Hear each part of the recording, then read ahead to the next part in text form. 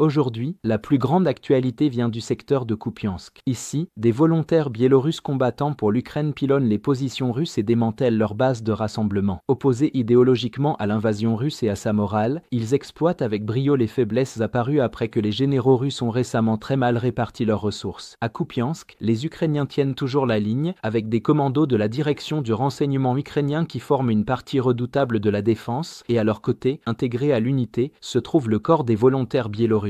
Bien qu'il existe de nombreux groupes de volontaires biélorusses, cette unité est intégrée et a reçu une formation de niveau force spéciale de la part de l'Ukraine. Ils n'opèrent pas seuls, mais agissent comme éléments de soutien pour des raids profonds de forces spéciales, des missions de sabotage et de reconnaissance, ainsi que pour plusieurs équipes menant elles-mêmes ces opérations. Pour l'une de ces missions, les Biélorusses de l'unité de mortier du corps de volontaires ont modifié et spécialisé leurs obus pour un objectif précis. En combinant une substance semblable au napalm avec des paillettes de termites, ces obus incendiaires étaient destinés à brûler la couverture forestière, à forcer les Russes à sortir de leurs abris et à créer une énorme diversion durable. Des images géolocalisées montrent ces obus s'abattant entraînés sur une petite forêt près du village de Kimbrachivka, la substance semblable au napalm maintenant ensemble les paillettes de termites qui brûlent à plus de 2000 degrés Celsius, soit 3600 Fahrenheit. La mission consistait à maintenir une défense active devant Kimbrachivka, car des infiltrés russes ont régulièrement tenté d'y établir une tête de pont. La forêt est reliée à la localité par une étroite série de lignes d'arbres à travers lesquelles l'infanterie russe se déplace sous le couvert de l'obscurité après s'être d'abord rassemblée dans la forêt. Cependant, les incendies qui s'abattaient sur eux ont distrait les Russes et les ont délogés de leur cachette. Apparemment, ils ont ensuite été pris à revers par un groupe de raid des forces spéciales qui a nettoyé la forêt des soldats russes. L'opération biélorusse ici était une conséquence directe des problèmes causés par les commandants russes eux-mêmes. Récemment, alors que l'avancée à Kupiansk piétinait et désireux d'annoncer un succès, une autre opération classique de plantation de drapeaux a été lancée. Cependant, celle-ci a commis l'erreur de rapporter des succès bien au-delà de ce qui était crédible. Les soldats russes ont été contraints d'entrer à Kupiansk en vêtements civils pour éviter l'interdiction ukrainienne avant de déployer des drapeaux jusqu'au centre de la ville. Fiers de pouvoir publier des images prouvant la prise de la moitié de la ville en une seule journée, les Russes ont partagé ces vidéos sur les réseaux sociaux qui ont alors été rapidement localisées et géolocalisées par le 10e corps d'armée ukrainien. Ayant découvert chacun de ces groupes d'infiltration, les imposteurs russes ont été rapidement éliminés par des frappes de drones FPV et des forces d'élite menant des fouilles maison par maison. Les tricolores russes ont été pris comme trophées, tandis que les analystes militaires russes ont été forcés d'admettre que les commandants avaient envoyé ces soldats à la mort pour une victoire médiatique qui n'a duré que quelques heures. Non seulement il s'agissait d'une mission suicide pour les soldats russes impliqués, mais l'opération représentait aussi une énorme mauvaise allocation des ressources russes de l'autre côté de la rivière Oskil. Le gaspillage de dizaines de vies de soldats a laissé les Russes engagés dans la véritable bataille sans renfort, une situation qui a duré plusieurs jours en raison de la difficulté à faire traverser des troupes une rivière étroitement surveillée. L'opération biélorusse visant à détruire une base de rassemblement russe n'était qu'une partie de la riposte ukrainienne, car les forces ukrainiennes combinées sur l'ensemble de la tête de pont russe ont profité de la mauvaise évaluation russe. Notamment, les commandants russes ont tenté de redresser la situation avec une nouvelle opération de plantation de drapeaux, cette fois en fixant le drapeau russe au mât de la télévision de Kupiansk à l'aide de drones et d'un aimant, ce qui a provoqué la colère des observateurs militaires russes qui, en réaction, ont réclamé l'épuration complète du commandement et de la direction de la 6e armée russe. Globalement, les commandants russes ont commis une grave erreur, entraînant la mort de dizaines de leurs combattants, laissant les Russes engagés dans la véritable bataille pour Kupiansk en sous-effectif et sans renfort. Profitant de la situation, les Ukrainiens ont nettoyé les bases de rassemblement russes, tandis que les volontaires biélorusses ont fait preuve d'une grande capacité d'adaptation, créant des explosifs spécifiquement adaptés à la mission en cours. Comme la force biélorusse formée aux méthodes des forces spéciales ukrainiennes compte environ 300 soldats, rien que dans la direction de Kupiansk, ces combattants motivés démontrent leur engagement envers la cause et leur volonté indomptable de lutter contre ce qu'ils considèrent comme la menace russe.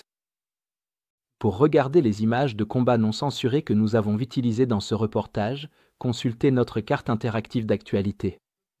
Ici, nous ne sommes pas limités par les politiques de YouTube et nous pouvons enfin vous montrer la version complète et non coupée de ce qui s'est réellement passé. Mais ce qui est encore plus important, c'est que cette carte vous donnera accès à toutes nos analyses d'événements majeurs, bien au-delà de ce que nous avons pu inclure dans cette vidéo. Nous avons travaillé en coulisses pendant presque un an pour développer cette carte. Donc, pour tous ceux qui ont aimé la carte et souhaitent nous soutenir financièrement, nous lançons également une promotion de 50% sur tous les abonnements. En vous abonnant, vous bénéficierez non seulement d'un accès premium à la carte, avec encore plus de fonctionnalités avancées, mais vous débloquerez aussi toutes nos mises à jour stratégiques exclusives, nos panoramas sur tous les fronts et nos vidéos de géopolitique stratégique. Si vous vouliez soutenir nos efforts mais n'en aviez pas encore eu l'occasion, c'est le moment idéal pour sauter le pas et faire la différence. Alors, consultez le lien dans la description pour devenir un membre exclusif de notre communauté. Je remercie sincèrement tous ceux qui ont décidé de nous rejoindre, votre soutien compte énormément pour nous.